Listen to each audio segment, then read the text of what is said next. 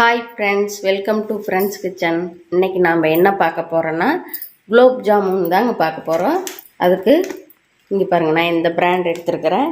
நீங்கள் உங்களுக்கு எந்த பிராண்ட் வேணுமோ அது வாங்கிக்கோங்க. இது கடையில் வாங்கினது தாங்க. இது ஒரு பாக்கெட் சேர்த்திக்கலாங்க. தண்ணி கொஞ்சம் கொஞ்சமாக சேர்த்திக்கலாங்க.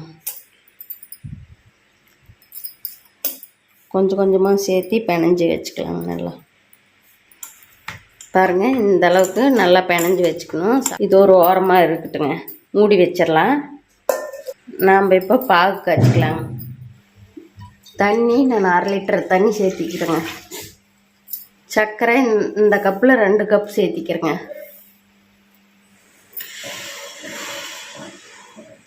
சர்க்கரை பாகு பதமெல்லாம் ஒன்றும் தேவையில்லைங்க. இது சர்க்கரை கரைஞ்சா போதுங்க. கொஞ்சம் அப்படியே பிசு தன்மை வந்தால் போதுங்க. ஆஃப் பண்ணிடலாங்க. ஏலக்காய் ஒரு 3 ஏலக்காய் தட்டி போட்டுடலாங்க. இன்னொரு 5 நிமிஷம் கொதித்து வரட்டுங்க. அவ்வளோதாங்க, பாகு ரெடி ஆயிடுச்சு. அடுப்பை ஆஃப் பண்ணிடலாங்க. இப்போ மாவெல்லாம் உருண்டை பிடிச்சிக்கலாங்க. அதுக்கு கையில் நெய் சேர்த்திக்கலாங்க.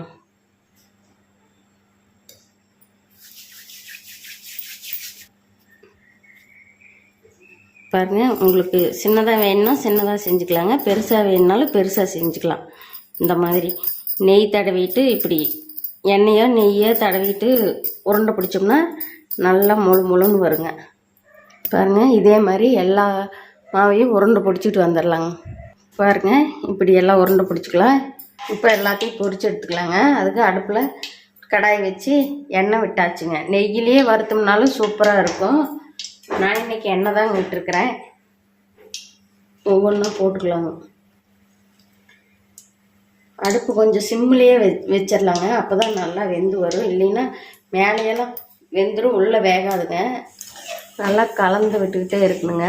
எல்லா பக்கமும் நல்லா செவந்து வர மாதிரி பாருங்க. நல்லா இந்த அளவுக்கு கலந்து கொடுத்துக்கிட்டே இருந்தோம்னா தான் ஒன்றா ஈவனாக வெந்து வருங்க. இல்லைன்னா ஒரு பக்கம் வெள்ளையாகவும் ஒரு பக்கம் வெந்த மாதிரியும் கலரு டபுள் கலராக தெரியுங்க. இப்படி கலந்து விட்டோம்னா தான் நல்லா ஒரே ஈவனாக வெந்து வருங்க. கலரு ஒரே மாதிரியே இருக்குங்க. பாருங்க, அவ்வளோதான் வெந்துருச்சுங்க. எடுத்துடலாம்.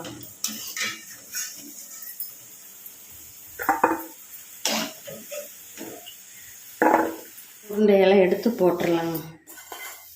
பாகில் போட்டுடலாம். மூடி வச்சிடலாங்க. ஒரு 20 நிமிஷம் ஊறட்டுங்க. அதுக்கப்புறம் எடுத்து பார்க்கலாம்.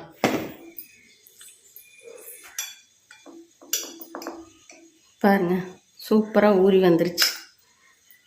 நல்லா குண்டு குண்டாக பஞ்சாக சாஃப்டாக சூப்பராக ரெடி ஆயிடுச்சுங்க. சூப்பராக குலோப் ஜாமுன் ரெடி ஆயிடுச்சுங்க. இந்த வீடியோ உங்களுக்கு பிடிச்சிருந்தா லைக் பண்ணுங்கள், ஷேர் பண்ணுங்கள், சப்ஸ்கிரைப் பண்ணுங்கள்.